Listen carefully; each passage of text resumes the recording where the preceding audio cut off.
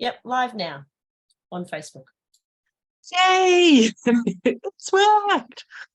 Hello, everybody. Welcome to our third instalment of, just admitting everyone in Zoom, our first instalment of Creative Conversations with Loki Loves Inktober 2023. I'm Vanda from Loki Loves, and I'm so pleased you're here. We are live streaming to Facebook and recording the event. So we've popped everybody on mute. I hope that's okay. There will be time to come off mute and chat later on when we do art. And if you don't want to be on camera in any way, please feel free to turn your camera off, and you can pop back later and show us your art if you'd like to. So I'm so pleased you could join us this evening. Welcome. Before we get started, I'd like to acknowledge traditional custodians of the many lands in which we're joining from today. I'm joining from the lands of Broome people and the Kulin Nation, and I pay my respects to their elders past and present. If you know which land you're tuning in from today, we'd love for you to share it in the chat. We'd also like to extend our respects to any Aboriginal and Torres Strait Islander people that may be joining us today. So welcome. It's so lovely to have you all here. We're going to go over a little bit of housekeeping first, if that's okay. And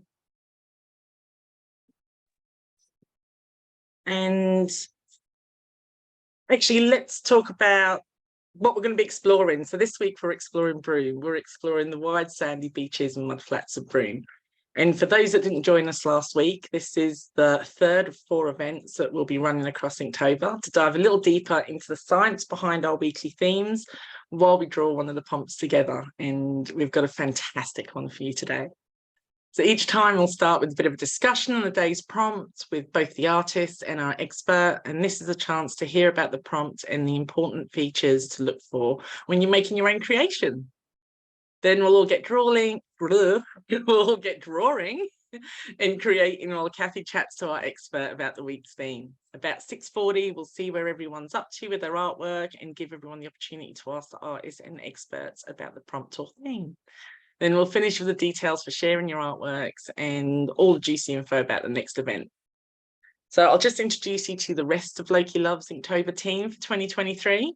We've got the wonderful Cathy Cavallo from Remember the Wild, our Loki Loves Inktober charity partner for 2023. Cathy's one of the directors at Remember the Wild and will be running logistics in the background today, as well as interviewing our special guest. She's absolutely amazing, and I can't thank you enough, Cathy, for everything you've done throughout this challenge. Genevieve Lamb. Genevieve Lamb's Remember the Wild's current artist in residence, and she sends her apologies as she may not make it tonight. But if she does pop in late, hopefully we'll see her and let her in. And our 4th Loki Loves Inktober team member is the incredible Milly Formby from Wing Threads, and she's going to be our special science and art guest tonight. And I'm going to be your other on-screen artist tonight. So I've got a few bits and pieces in front of me. So on that note, I'll throw over to Cathy to introduce tonight's special guest, and I'll get my materials together. You're just on mute, Cathy. I know, I'm sorry. Thank you, Vanda. I'm thrilled to introduce you all to Milly Formby, who really needs no introduction. She's the creator of the Wing Threads project. She's just finished an incredible 14,000 plus flight around Australia in a tiny microlight. She's an illustrator, a qualified zoologist, and is the illustrator and co-author of a shorebird flying adventure. And it's her deep love and fascination of shorebirds that's inspired her to learn to fly a microlight tiny plane and launch Wing Threads, which is this incredible journey to share the magic of our migratory shorebirds with kids and communities all around Australia. When she flew around Australia in 14,000 plus kilometres, that is not even as far as some of our shorebirds fly each year to and from Australia for their breeding migrations. And yeah, I'm really excited to hear from someone who loves these birds so well and who has spent a lot of time actually banding and watching shorebirds in our focal habitat today, which is the wetlands of Broome. So Milly, we'd love to start by just asking you what it was about shorebirds that drew you to them in the first place, because now you're pretty much their major champion. Oh, yeah. Thanks, Cathy. So I've been volunteering and working with migratory shorebirds now for almost 10 years. And what drew me to them early on, I suppose, was those amazing migratory feats that they do. So these birds are flying all the way up to Russian Siberia, in the Arctic to breed, and Alaska, and flying all the way back again every year. And it's those journeys, those 25,000 kilometer round trips that these birds are doing every year. And some of them are very small, like the red-necked stint, which I believe was the first bird for the Inktober prompt. That tiny little Tim Tam sized bird, the red-necked stint, that only weighs about 25 grams, doing these huge long journeys. And so that was one of the major things that really drew me to them. And also I love seeing them in such large numbers. So going up to Broome and places like 80 Mile Beach and seeing them, in the hundreds of thousands is something really to behold. It's one of those marvels of nature. I remember one day being up at 80 Mile Beach and not being able to see the sand because there was just a carpet of shorebirds there. And as far as the eye could see, it was absolutely awe-inspiring, totally breathtaking. And, to see flocks of that size take to the air all together and move in unison, it's just one of those magical things that nature does that you just never, ever grow tired of seeing. They're incredible, incredible birds.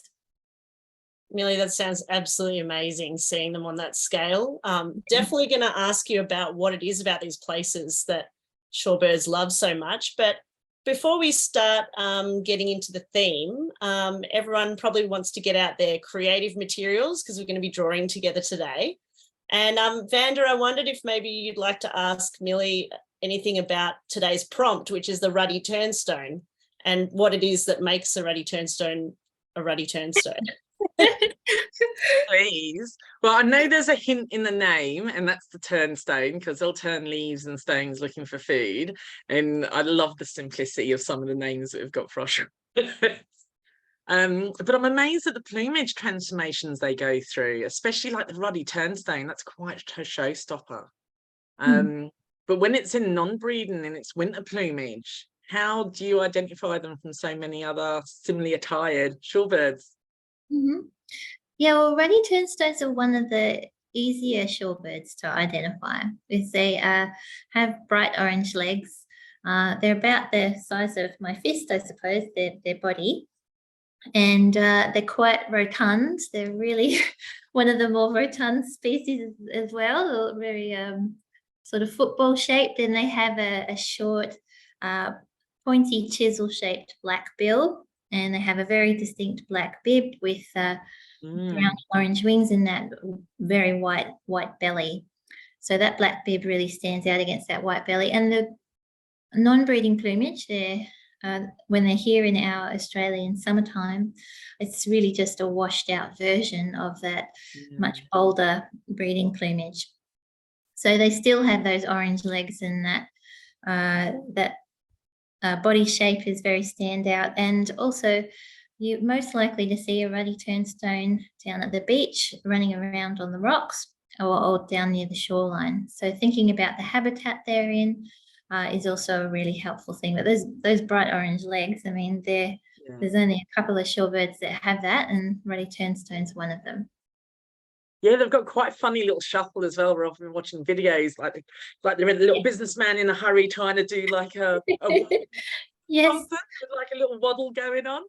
But I also noticed that some different elements from the shorebirds we've drawn so far was going back to the legs. Apart from them being bright orange, they look like they've got shorter toes, and the legs are much further along the body, further back on the body. Yeah, I can see that as well. Yep. And they're not a long-legged shorebird. They've got quite short legs. So those short toes. To the ground. Yeah. So with those short Yeah. toes, they're obviously for like gripping onto slippery surfaces and stuff while they're looking for food. Yeah, I guess so. I can think of them as being for that. Yeah, they're running around on the sand and the rocks. And as the name suggests, they do use that chisel-shaped bill for really digging down under rocks, and you will see them flip them over and feed on what's underneath. You also see them feeding in beach rack, which is the seaweed and seagrasses that get washed up on the beach, and a lot of the flies will lay eggs on there, and they eat the larvae of the flies that are breeding in that beach rack as well. So really love those. Of it. Yeah, so they're really loving those coastal environments. Oh, beautiful, thanks. And are there any other features you can think of that make the ruddy turnstone a ruddy turnstone? Make a ruddy turnstone. Oh gosh, it's hard without a picture. Yeah. If you want to, Milly, if you want to start sharing your Yeah. screen, and we can have a look at that picture in the top corner that you had, and maybe kick off Yeah, some that's a great idea. Yeah. I think that's a great idea because it's difficult to talk about something without Yeah. what it is. Okay, let's go to fresco here. Beautiful. So here's our ruddy turnstone. So look at those legs. They're so bright orange. They're really bright orange, aren't they? Right. And you can see it's got that chisel-shaped bill that I was talking about that's quite pointy. A lot of shorebird beaks are rounded on the end. So this is one species that is more of a pointy beak. And as I mentioned before, that black bib with the white belly and the orangey brown wings. And the streaking, the black streaking on top of the head as well is really typical of a ruddy turnstone. When you see them in flight, they have beautiful black and white. You can see the black and white bands across their wings, running horizontally across their wings as well. Yeah, they're stunning. Yeah, so they're quite as I said, a rotund, smaller wader that's quite short. And I can see what you were talking about too, with the legs looking a bit more further back on the head. Yeah. And I heard they can reach up to 33k flight speeds. Did you see any on your flight around Oz? Not while I was flying the microlight, no. I don't really get close enough to the shorebirds to see them from the microlight, although I have flown over the wetlands where they are, and I can tell there's a shorebird flock below me, but I can't tell what species they are. Yeah. But a little bit high up. Yeah, a little bit high up. That's it. Yeah. Oh, fantastic. Thank you so much. That's made it a lot easier. I'm looking at my drawing now going, okay, I think there's a couple of things I've got a bit wrong that I need to fix up. Yeah. Yeah. That's a nice sharp beak. Yeah, so I like for me, I'm a cartoonist, so I like to exaggerate features like them being quite round and yeah, I love your turnstone. It's so cute. Yeah. Should I stop screen sharing now? Well, I think we could maybe okay, sure. maybe get started with doing some drawing together. Oh, sure. Yeah, I'm up for that. Yeah. All right. Well, I'm just going to draw straight on my iPad today, so I hope that everyone can see that okay. I like to keep things really basic, but what I'm going to show you today is how I would teach the primary school kids that I visit how to draw birds. Perfect. So let's keep it really simple. So for me, I love to draw the basic shapes of the form that I'm trying to draw to start with. And, there's a few basic shapes that all things are made up of, that you've got spheres, cubes, cones, and cylinders. So the ruddy turnstone is just 2 spheres and a cone for the tail. And then you've got some very narrow cylinders for the legs. You've got a wedge for the bill, which is actually half of a cube, part of a cube. So if you're thinking about things in that way, you can start breaking things down. So, you've got a circle there for the head and one for the body. So 2 circles and a triangle, that's what I tell the kids.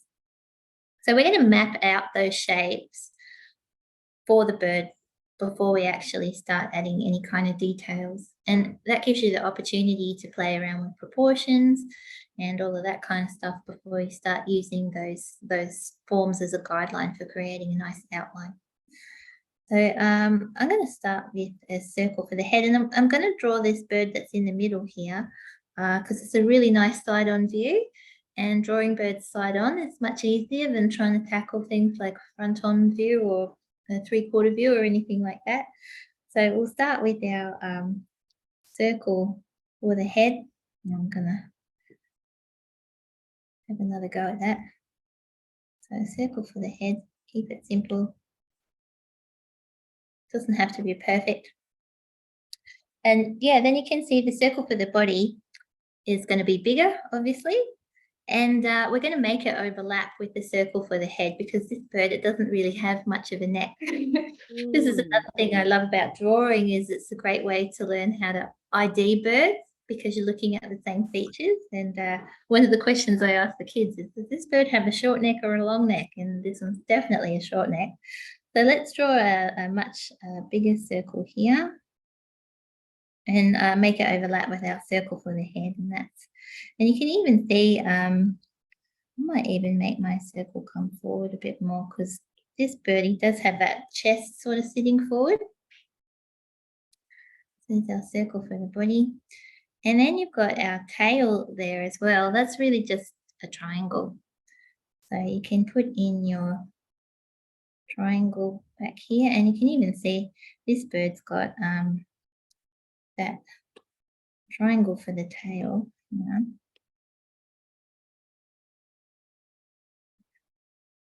It's got the wings sitting up there too.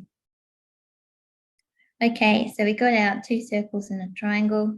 And then for the bill, I just put a stick where the bill is for now, and the stick just indicates where the beak is and about how long it is. So I'm just going to put a stick in there for now. And we can make it look like a bill later on. Now for the legs, you can see with the legs, the bloody turnstones, that upper part of the leg is quite hidden away there. But the joint in the leg is angling backwards. And that's because we're actually looking at the bird's ankle, not its knee. So the bird's knee is actually hidden away in its body. And so when we draw the legs, we need to make sure we've got those joints going backwards. So I'm just going to keep that joint sort of higher up towards the body. That sort of, we might even bring that a bit closer and have it forward like it is in the picture. So just indicating where the bird's legs are. So you can see that basic mapping of shapes is a pretty messy process. There's nothing that needs to be neat about it at all. I'm going to add another layer on here, and I'm going to make that layer there.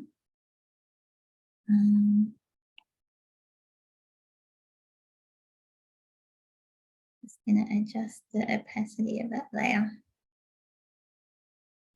So I've got another layer here now. I'm going to start using those shapes as a guideline for mapping some outlines. So how big is that line? That's a bit skinny for me. I want that a bit bigger.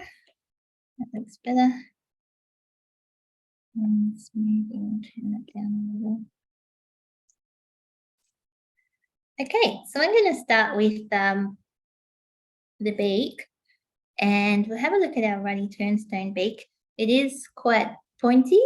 It's wider at the base and, really narrow and pointy at the tip. And it's flatter on the top and a bit more curved on the bottom. So you get this kind of wedge shape happening there. If you have a close-up look, it is slightly up curved on that upper surface of the beak. But it's, for me, it looks sort of a bit more curved on the bottom. But I would create that. Let's have a go here. So putting that in there, sort of like that. Well, maybe not quite happy with that line. This is a nice thing about drawing. You can just keep having a go until you're happy with it. So creating that ruddy turnstone beak there. That looks better. And then with birds too, you usually have this little pointy bit at the back of the beak there too. And if you wanted to, you could put in a nostril or whatever. Okay, so now we're looking at, we're going to use those 2 circles here to create a nice outline of the body shape. So I'm going to start from the top of the beak and go over the head and then over the body. So you can see that the turnstone's head, that forehead, it actually slopes back a little bit, and it's a bit flatter on top than some of the other shorebird species. They kind of have a high forehead, you know, the really rounded top of the head. This guy's a bit more sloping back and a bit flatter. So keeping that in mind when you're using your 2 circles to draw your shape. I'm going to bring that over and back. I'm not quite happy with that.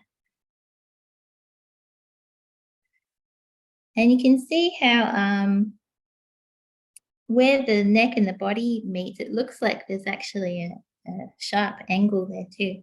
So I'm going to take that line over the top there and down like that.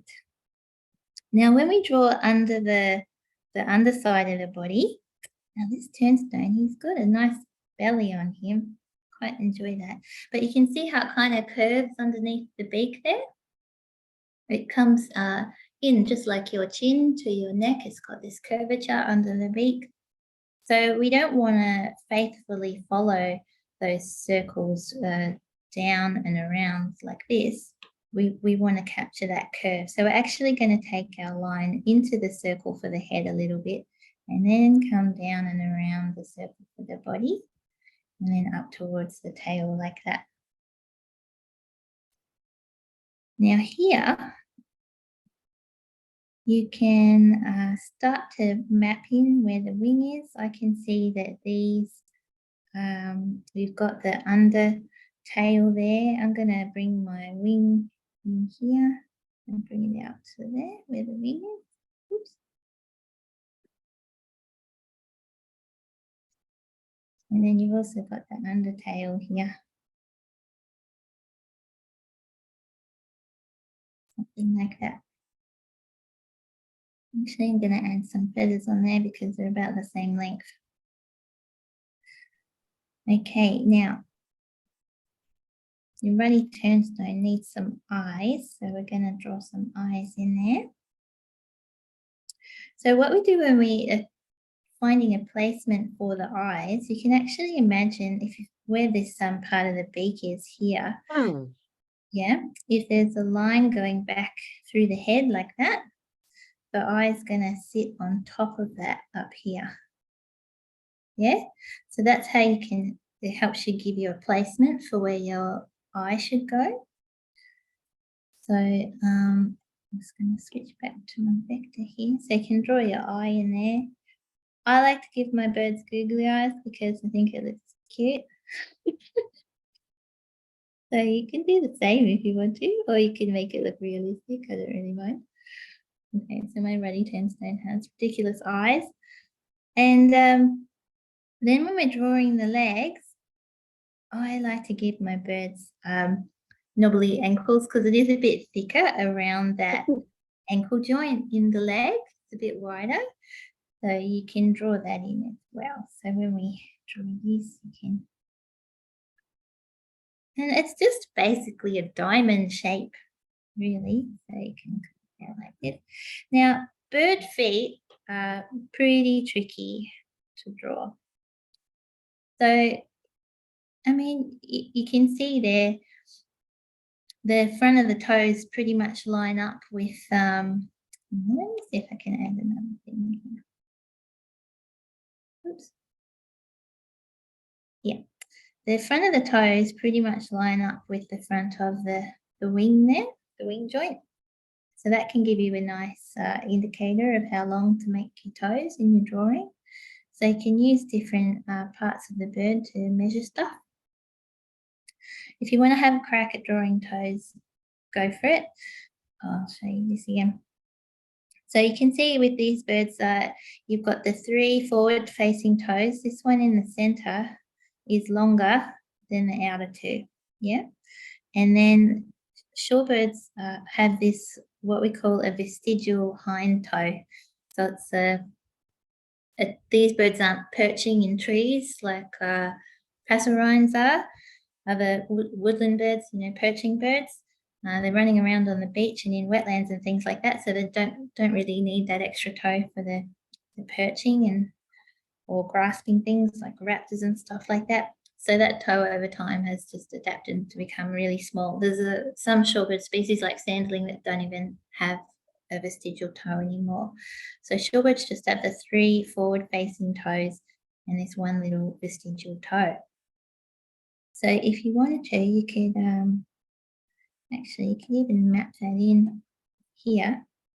So you could put your toes in here if you wanted to, just to help you, because you can see that toe in the picture, I think actually went that far forward. So I'm going to make that one longer.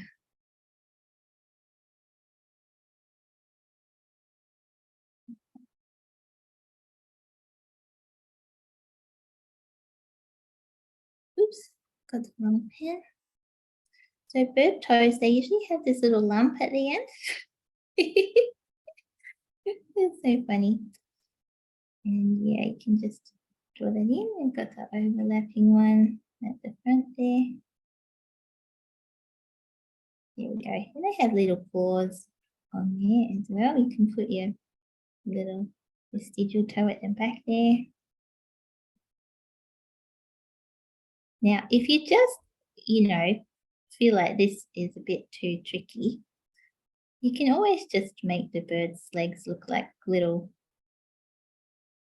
paddles for feet. That's totally valid. Sometimes I'll just draw bird legs, that look like this. And you can just color it in. And if you have 2 together, oops, this is my really bad drawing. It just looks fine. Nobody really can tell the difference. So anyway, there's your ruddy turnstone legs. And then that's really basically it. I'll turn this layer off. There you go. You've got a nice outline there of a shorebird. And then you can start adding in details like the bib. You can put in feathers, all of that kind of stuff. So now I would, oops, wrong one. Actually, I might turn that off and add another one. I'll use my pencil again. So I would start mapping shapes in now for the patterning. So we've got our bib here. So the bib's coming halfway down that chest there, really. So it doesn't go all the way to the belly. And it's the black areas coming across the top of the wing here. We've also got this bit around the neck, and there's a bit of a white gap in it. So it's really like a,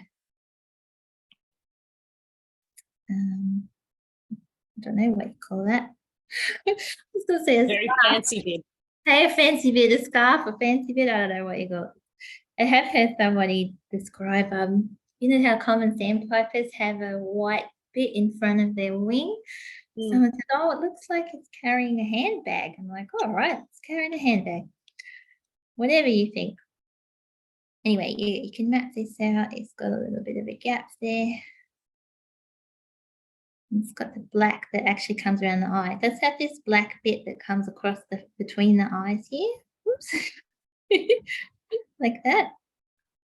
Coming down. And then you got the spooky bits on the head. Feathers, with cartoons, you can just sort of suggested feather groups. So here you can see you've got this group of feathers across there and the others coming down. So you don't need to draw in every single feather, and there's also the group of feathers up the top there. Same with the tail feathers. So instead of drawing in every single feather, you can give a hint at it.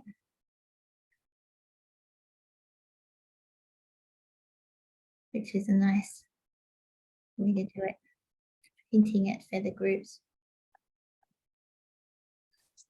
And same with details on the outline. I haven't done it with this one, but say I wanted to give a bit of a, let's rub that out. You can just put in little overlapping bits, and it gives a bit more of a texture to the bird, so it doesn't look so flat. Okay, so you can now, I'll make this one a bit more opaque as well. So yeah, you could start mapping in colours here.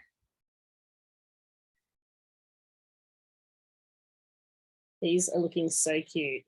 Oh, Can't wait to see what everyone else has started doing.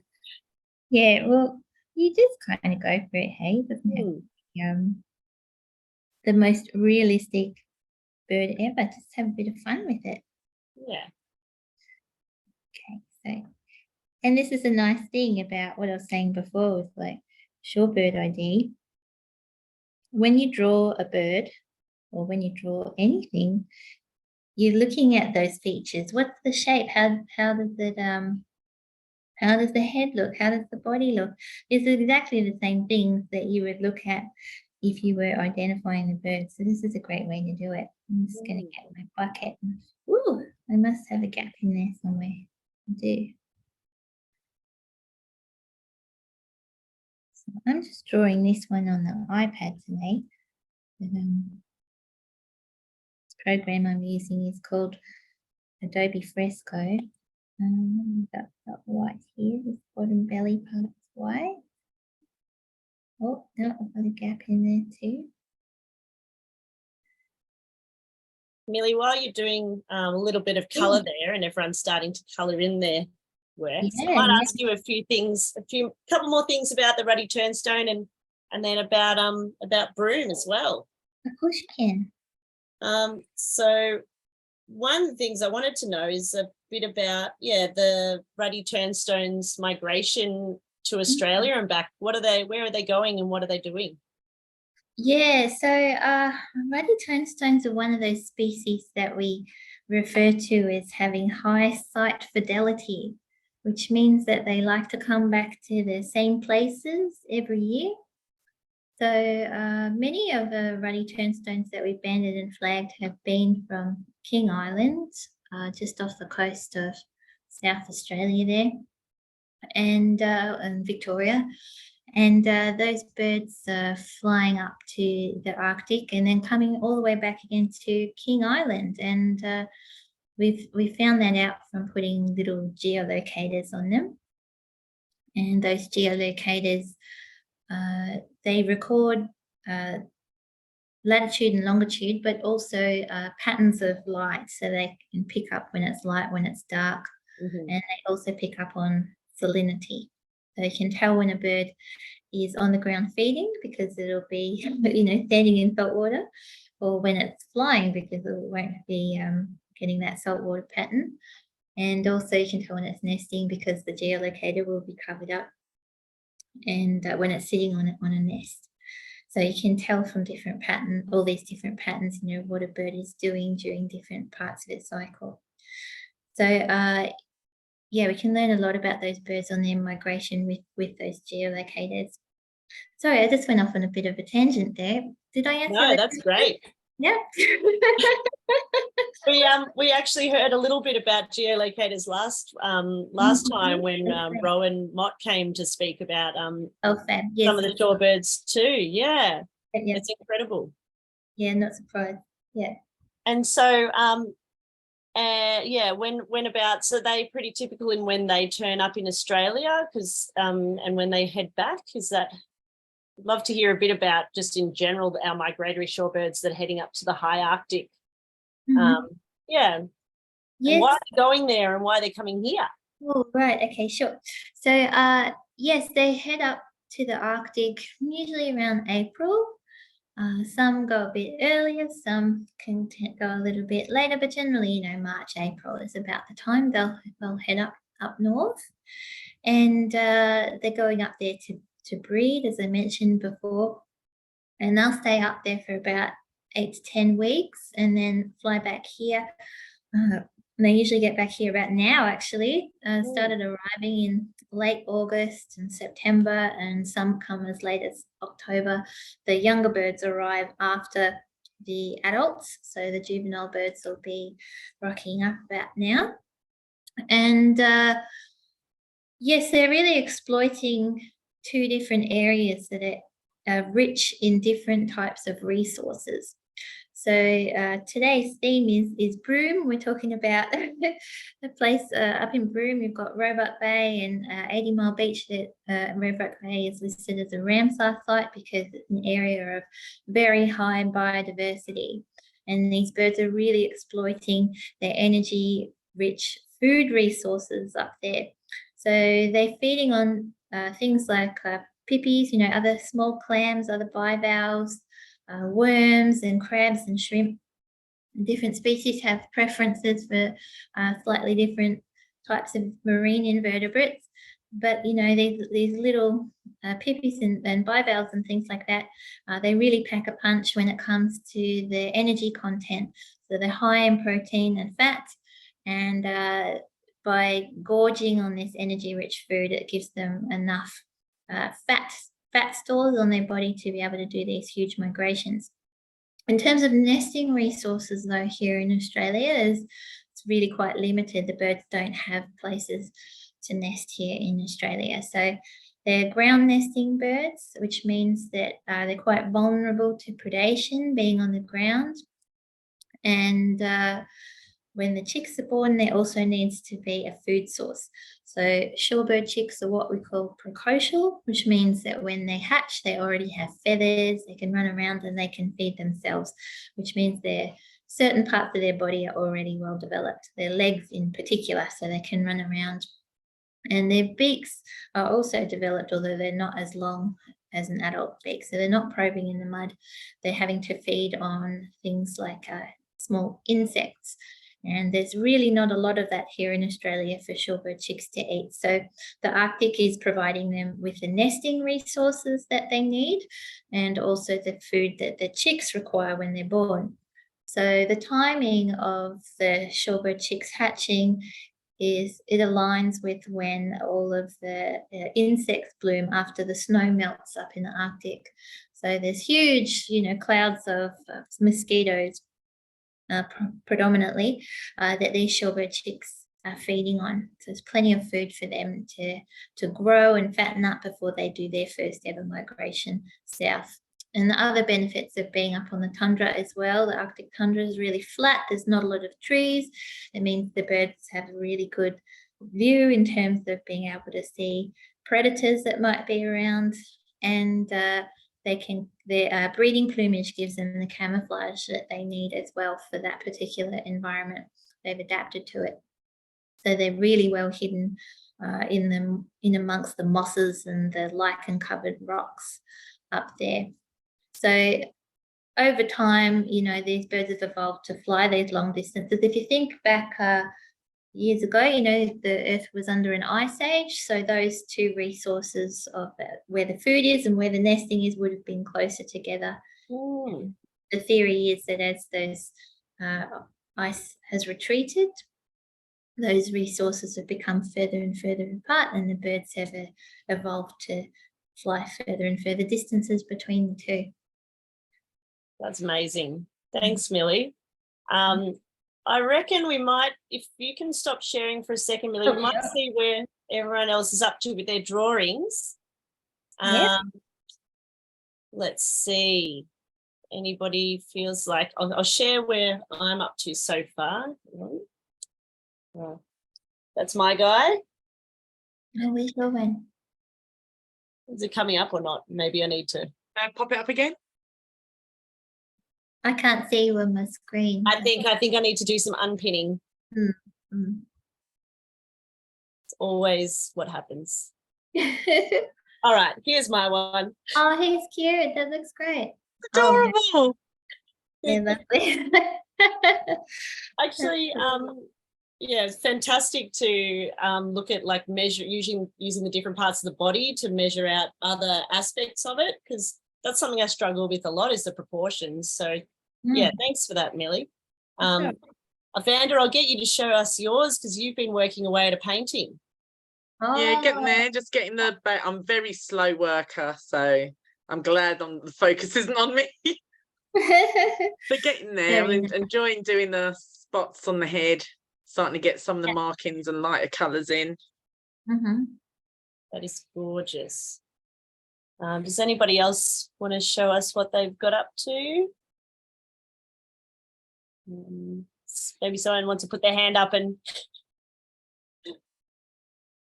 Oh, okay, hang on. I'll go Rowan first because he didn't put his hand up, but I'll... And then Amaria.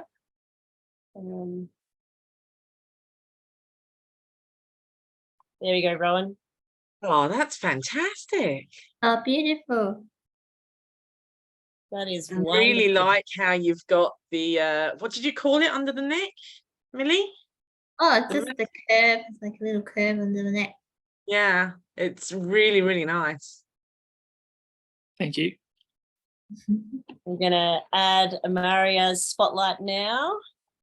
I actually already did my Ruddy Turnstone, so I've been kind of starting my work on my little curlew postcard for tomorrow. Oh, lovely. Cool. Fantastic. Oh, wow. Oh, very nice. Beautiful. The way you capture detail, Amaria, just blows my mind. Thank you. Does anybody else want to share?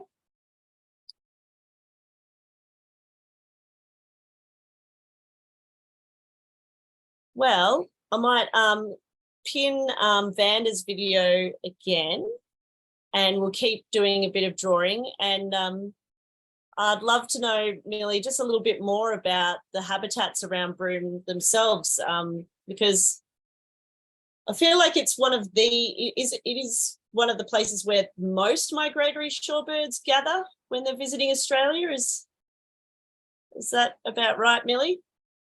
Yeah, it's like it's probably the top spot in Australia for seeing migratory shorebirds, especially in really large numbers. And many birds will stop in at Roebuck Bay, even if they're planning to head further south. So, they'll stop there, feed up, continue further south down the west coast of Australia there, or they might cut across to Victoria and places like that. So, yes, when you see pictures of Broome and the Roebuck Bay's mudflats, you see why. It's just there's kilometres, miles and miles of mudflats. Yeah. Far out as you can see. And there's really big tides out there as well. So that area of Australia has the highest tides of anywhere in the country. You get 9-10 metre tides in that part of Australia. And you can be standing on the shore and watching the water come in. When the tide comes in, the birds all get pushed up onto the beach and onto the rocks around Roebuck Bay until they wait for the tide to go out of it again, and then they can spread far out around the mudflats to feed. So there's heaps and heaps of food there for the birds to eat.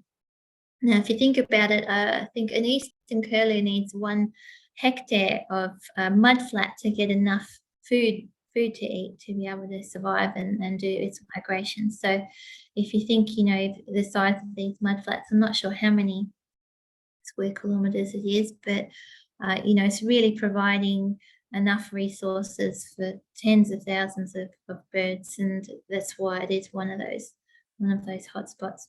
And it's also important habitat for other marine mammals like dugongs and snubfin dolphins, that sort of thing. Incredible. And are there other big mudflats like this around Australia? Other places, like maybe people on the East Coast, if they can't head to one of these places in Broome, are there other places to check out?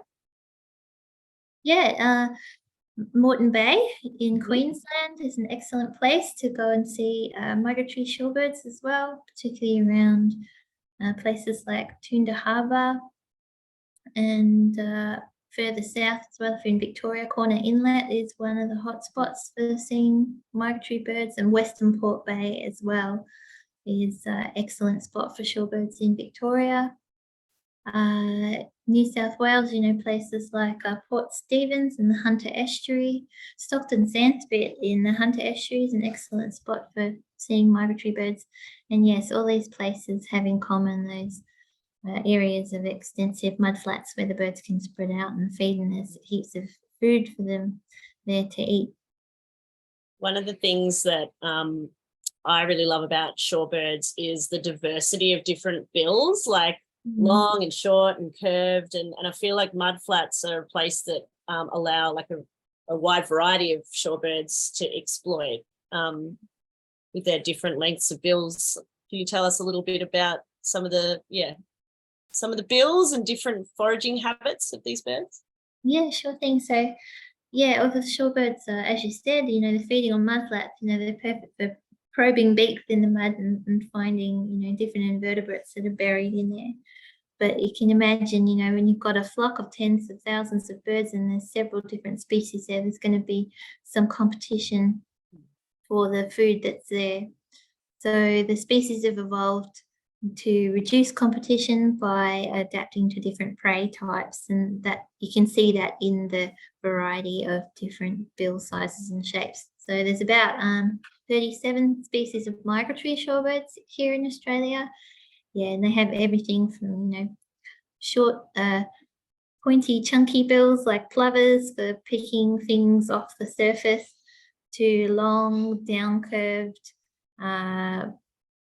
thin bills for probing right down deep in the mud for catching crabs and other invertebrates like the eastern curlew and everything in between.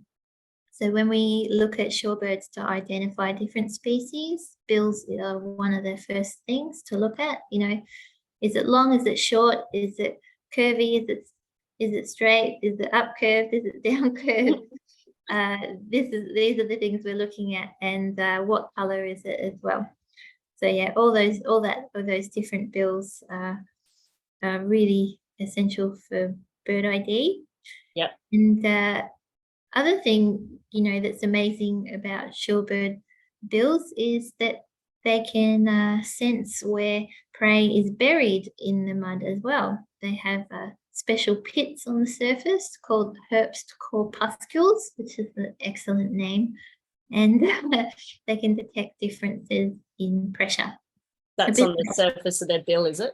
Yeah, on the surface of their beak, and that's a bit like bat echolocation. So yeah, they can detect differences in pressure in the sand, and that gives them with those differences they're able to locate where things are buried. That's amazing. So cool. Does anybody have any questions they'd like to ask Milly about shorebirds, or Milly or Vanda about art and creating nature art? If not, I've got tons more questions, but if anybody else has got one, feel free to put your hand up. Misha, you've got one. Can you? Yeah. Hi, Milly. So nice Hi. to meet you. You too. Yeah. I've been wanting to ask you for ages, like just a little bit more about your journey with the children's book that you made, and just like how that came about, and how you, I guess in this context, it'd be interesting to know like how you approached the drawing for that. I think probably most of us have seen your book. It's so cute and stuff, but yeah, I'd just love to hear more about your kind of creative process of putting together, especially the artwork for it. Yeah, sure. So that came about after the ornithological conference in Darwin, because CSI were publishing me there, and they offered me a children's book deal after that. So I asked if I could illustrate it. So that was awesome. So yeah, mapping out the illustrations, that was really a collaborative process for the book. And I had Jackie Karen, who's the author, as well as our publisher. I put together storyboards and show them the storyboards, and we were really working out, what needed to be included in an illustration, what could be taken out, what could we show from the text visually instead of having it in writing as well. That's part of it as well. And for me, I use a combination. The way I draw, because I use digital means nowadays, and I love this program I use, Adobe Fresco, it's all done in layers. So I find myself, I still like to draw on paper, and I'll find myself often, like I'll have a storyboard map of the overall illustration. It's just a rough layout of what I want to draw. And then I find I often draw all of the elements separately and create layers, and then I can play around in Adobe Fresco with the scale of those elements, you know, where they are on a page. You also have to think with a children's book too, like where is the text going to fit, and create space for that in an illustration as well. I use references from photographs. I also, you know, you go and research other illustration styles that you like as well. I love animated cartoons like Adventure Time and BoJack Horseman and SpongeBob SquarePants and Daria and things like that. That, you know, those wonderful 2D animated cartoons. Although what I love about BoJack Horseman is it has the flat 2D animated characters often with watercolor elements in the background or the character layouts. Yeah, you love Daria. I love Daria. Excellent cartoon. So yeah, these really simple 2D animated type cartoons I love, and I also love graphic novels and books like Where's Wally. So there's one illustration in the book that's of all the shorebirds sitting in the mosses and the lichens hiding on the tundra. That's really come from Where's Wally. So I love having illustrations, and with the book I tried to find a balance. I love having illustrations that are really busy and have lots of elements that, you know, you can explore and go in and look at and find things and whatnot, balanced out with, you know, perhaps some broader landscape images that are much less busy. So yeah, it was a real learning curve doing the book because it was my first book, and yeah, learned a lot of new things and playing around with different stuff. I wish I had my copyright here to show you guys some of it, but I'm popping in the chat the link to buy a copy of the book because it is just gorgeous. You can definitely see the Where's Wally and like puzzle finding kind of inspiration in there. Yeah. I think that's what I love about those kinds of books too, just like endless things to find. Yeah. Got one big question that could take forever to answer, but one of the things we really want to focus on through Inktober is like learning about the threats to shorebirds in these habitats and how we can look after them. So in their mudflat environments, what are the key threats they're facing here in Australia, and what could we do? Yeah, so the main threat for shorebirds is habitat loss, and often wetland habitats are seen as unappealing places for humans because, you know, they can be boggy or muddy or swampy or mosquito infested places, the places with sand flies, you know, and often, you know, people don't want to see the value. People don't see the value in places like that. So sometimes, you know, they're seen as development opportunities. And so it's really essential that we can change the narrative around that. And I think the story of shorebird migration is one of the really engaging ways to do that. They're really a doorway into talking about the kinds of ecosystem services that wetlands provide to people. So, you know, we wouldn't wetlands are really the most important ecosystems on the planet. You know, they provide us with clean drinking water and food to eat and protect our coast from erosion and storms. They act like a big sponge when there's flooding and protect us from drought when this hasn't been a lot of rain. So protecting ecosystems is essential if we want to protect life. So if we're seeing species in decline, like we are with many shorebird species, we really should be questioning whether the actions we're taking that are causing those declines are having a negative impact on us as well, because you can be certain that they will be. Yeah, absolutely. Absolutely. I think that, yeah, one of the reasons Vanda and I really wanted to highlight shorebirds for this Inktober and similar, I guess, to wing threads is just that they are such incredible birds that are often overlooked. Because a lot of them, when they're over here in their non-breeding plumage, they're kind of grey and white and brown. And I think over the last 2 weeks, we've learnt just how intricately beautiful they all are, and how much it's worth just heading down to a local wetland and seeing if you can have a look. Lots of people do find them hard to find, Milly. Have you got any tips? Yeah, it's really key to check your tide chart. Hey, if you're going down to your local beach and it's a low tide, they're probably going to be off feeding somewhere, or they'll be far out in the distance and you won't be able to see them. It's about, they're either going to come in and find places to roost at a high tide. Yeah, and then they can be sneaky as well, sort of finding out from your local birding groups, I suppose, or you can even use apps like eBird to help you find locations where you might be able to go and see some shorebird species. That's a good way to do a bit of research on eBird. You can look up different species that you want to see and find where they've been sighted by other birders and recorded on the eBird app, and find out a Google Maps link to that site and go and have a look. And yeah, as I said, high tides generally the better time to see them, because they'll be roosting while they wait for the tide to go out again so they can go feed. Mm-hmm. And of course, time of year. Yeah. So between now and March, April is the best time to get out and have a look for some migratory shorebirds.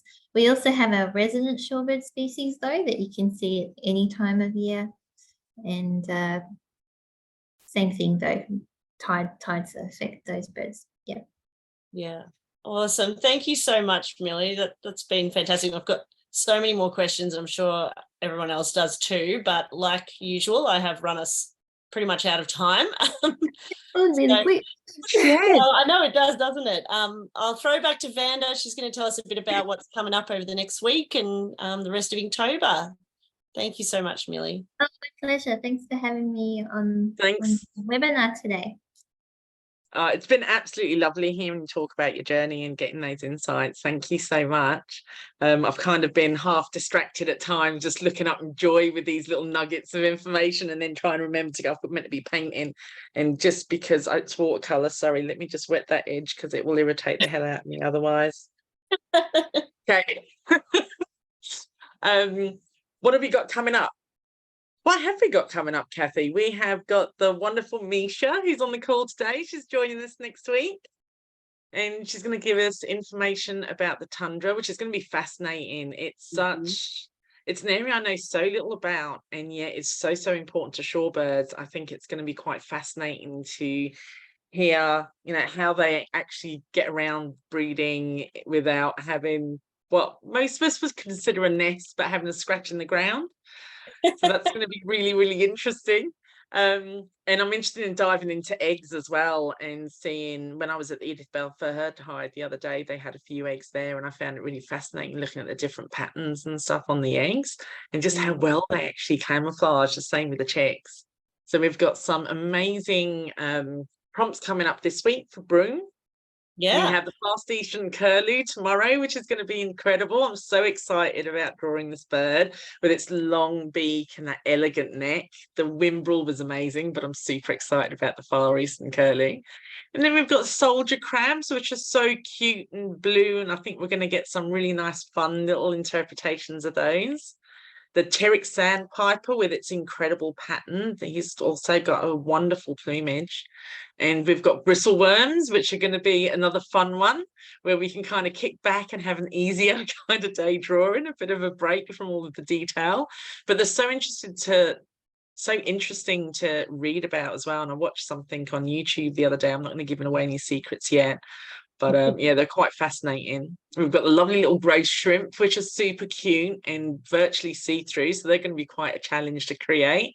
And then we're tackling another subject that's really important, not just to shorebirds and their environments, but to all of us, and that's rubbish and pollution.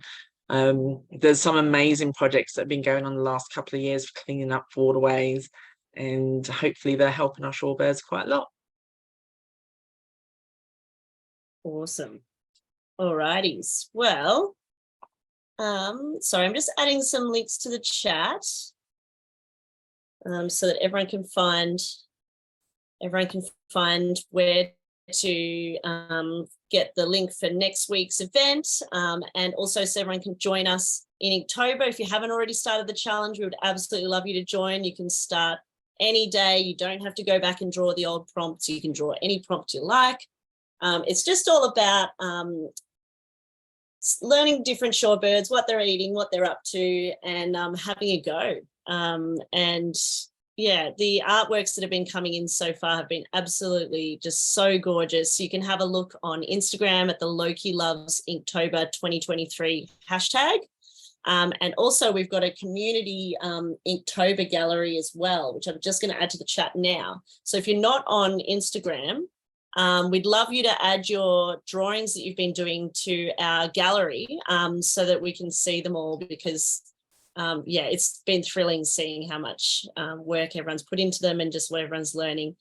And if you like, when you're on social media sharing your artworks, we'd love if you also shared something you'd learnt about the species or something you find amazing about them, because a key part of Inktober is advocacy for nature through our artworks. So every time we share these new artworks we've created, we're sharing these new stories with our community as well. So yeah, we definitely encourage everyone to add some little stories to the artworks that they're sharing as well. I think that's it.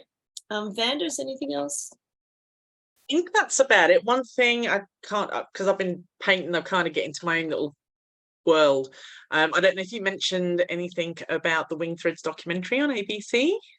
I didn't mention it, but I have uploaded a little link in there. So fantastic. It's really worth watching. It's quite a short documentary, but there's so much information. It really gives you an insight into what Milly went through and the challenges she faced, as well as the amazing moments she got to capture on her journey. I found it fascinating. It was a great little insight. And if you don't know, Milly has uploaded so much content of her journey. So if you haven't been following along, pop onto her YouTube or any of her social channels and catch up with it. There's lots of laughs, a few tears, a few things that always go. You had quite a few challenges, really, didn't you? Yeah, I have over the years. There's been a few obstacles on the way. Yeah. But you made it, and you went anti-clockwise around Australia, which was just, yeah, the whole journey is just absolutely amazing. So get onto her social, show Milly some love and support, because she does deserve it. She's had an amazing year at Adventure to bring us all of this information. And I think that's everything. Thanks so much, everybody. Thanks for joining us. I hope you've enjoyed watching. It's been absolutely wonderful being here. Sorry, I am such a slow painter, but this really just, now you know that I wasn't joking. I actually meant I'm a really slow painter and drawer. So I haven't got very far, so I'll try and finish that up tonight. Oh, he's gorgeous. Well done. But I love seeing everyone's work, and if you'd like to share your work to socials, I'll jump on shortly after this and share them as well, because I'm really excited to have a proper look at all the work you've done tonight. Awesome. Alrighties. Thanks so much, Milly. Thank you so much for joining us, everybody. Have a wonderful week ahead, and I look forward to seeing all your creations. Love it. Thanks, See you, everyone. Thanks. Bye. Bye.